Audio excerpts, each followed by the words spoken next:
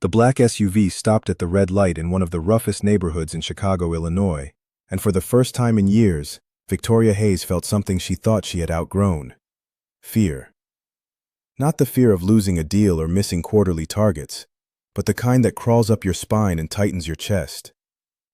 4 young men had stepped off the sidewalk and were slowly circling her vehicle.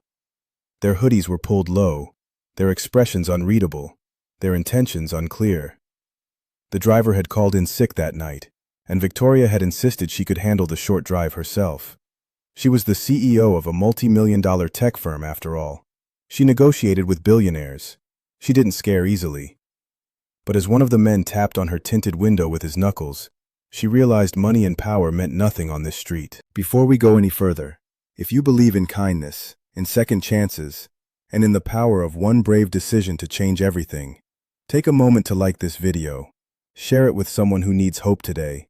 Leave a comment about what kindness means to you, and subscribe to the channel. Stories like this remind us that light can appear in the darkest corners. Victoria hadn't grown up with privilege. She was raised by a single mother in Detroit, working double shifts at a hospital cafeteria. Victoria had earned scholarships, worked night jobs, and clawed her way into corporate America with relentless focus. By 38, she was the youngest female CEO in her company's history.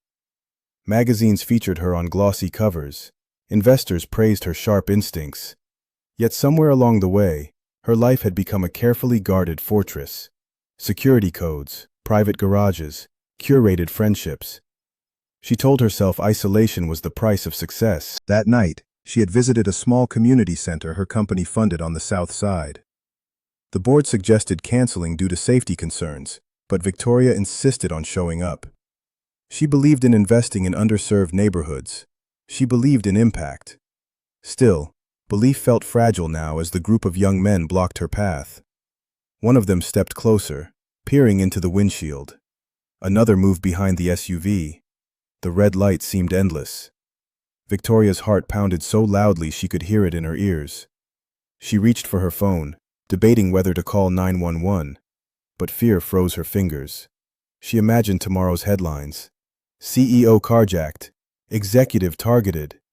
Her success suddenly felt like a spotlight she couldn't escape. Then she noticed someone standing at the corner. A tall, broad-shouldered man in a worn flannel jacket, holding the hand of a small boy with a backpack almost as big as he was. The man had been waiting patiently to cross. His name was Marcus Bennett, though Victoria didn't know that yet. He was a warehouse supervisor who had just finished a double shift. His son, Caleb, had fallen asleep during after-school tutoring, and Marcus had picked him up late.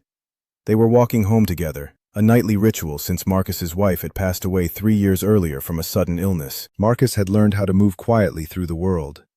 Grief had reshaped him into someone observant, steady, cautious. He noticed the tension immediately, the way the young men circled the SUV, the way the woman inside sat rigid. He could have kept walking. He could have told himself it wasn't his problem. He had a son to protect. But Caleb squeezed his hand and asked softly why the car wasn't moving. Marcus followed his son's gaze and saw fear on Victoria's face through the glass. What happened next was something no one expected. Marcus didn't shout. He didn't confront the group aggressively. Instead, he gently told Caleb to stand behind him and walked calmly toward the SUV, positioning himself between the vehicle and the young men. His posture wasn't threatening, but it was firm. He greeted them by name. It turned out he recognized 2 of them from the neighborhood basketball court where he sometimes volunteered on weekends. He asked about their mothers, about school, about the rec league starting next month. His voice carried neither judgment nor fear, just familiarity. The dynamic shifted almost instantly. The young men, who moments before seemed menacing, looked suddenly unsure. They weren't hardened criminals. They were teenagers posturing in front of each other. Marcus reminded them that the little boy watching was learning from everything he saw. He spoke about choices, about how one wrong move could follow them for life. There was no preaching, just quiet truth. One by one, their shoulders relaxed. The light turned green. Slowly, they stepped back onto the sidewalk. Victoria exhaled for what felt like the first time in minutes. Her hands trembled as she rolled down the window halfway.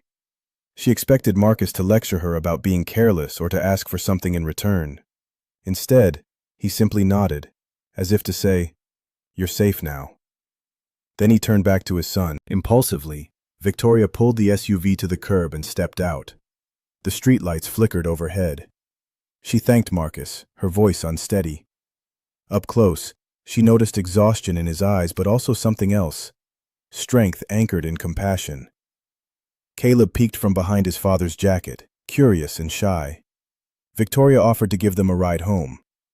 Marcus hesitated, pride flickering across his face, but Caleb's small smile convinced him. The ride was quiet at first. Victoria learned that Marcus worked nights and spent his days juggling school drop-offs and homework help. He had turned down promotions that required relocation because he didn't want to uproot Caleb from the only home he remembered. When they reached their modest brick apartment building, Victoria felt an unfamiliar ache in her chest. For years, she had funded community initiatives from boardrooms and spreadsheets. But here was impact standing right beside her, an ordinary man shaping lives through everyday courage. Over the next week, Victoria couldn't stop thinking about that night.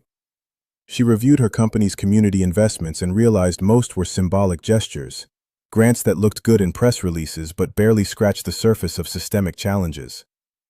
She requested a meeting with her executive team and proposed something radical, partnering directly with local leaders like Marcus to design programs from the ground up. At first, the board resisted. They worried about risk, about measurable returns. Victoria surprised even herself with how fiercely she advocated. She spoke not as a CEO chasing profits, but as a woman who had once needed someone to believe in her potential.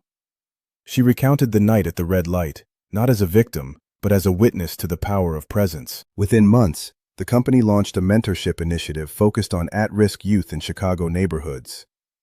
Marcus was invited to join the advisory council. He was hesitant. He had never sat in a corporate conference room before. But Victoria assured him that lived experience mattered more than titles. The transformation wasn't instant or easy. Funding had to be allocated, trust had to be built, skepticism had to be overcome. Marcus balanced his warehouse job with evening meetings. Victoria spent more time in community centers than in high-rise offices. There were setbacks, teens who dropped out of programs, critics who accused the company of exploiting tragedy for branding. Yet each small victory, a student earning a scholarship, a former gang member choosing vocational training, felt monumental. For Victoria, the biggest change was internal. She began dismantling the fortress around her life. She invited her employees to volunteer alongside her. She listened more. She drove herself more often, not out of recklessness but connection. She understood now that leadership wasn't about distance. It was about proximity. 1 year after that red light, the company hosted an outdoor celebration at the same community center Victoria had visited that night. Marcus stood on a modest stage, speaking about resilience and fatherhood. Caleb, now more confident, handed out program certificates to teenagers who had completed leadership workshops. Victoria watched from the side, tears welling in her eyes. She realized that the most powerful thing Marcus had done wasn't stepping between her and danger. It was choosing courage in front of his son. It was proving that strength could be gentle, that intervention could be compassionate, that a single quiet act could ripple outward in ways no one predicted.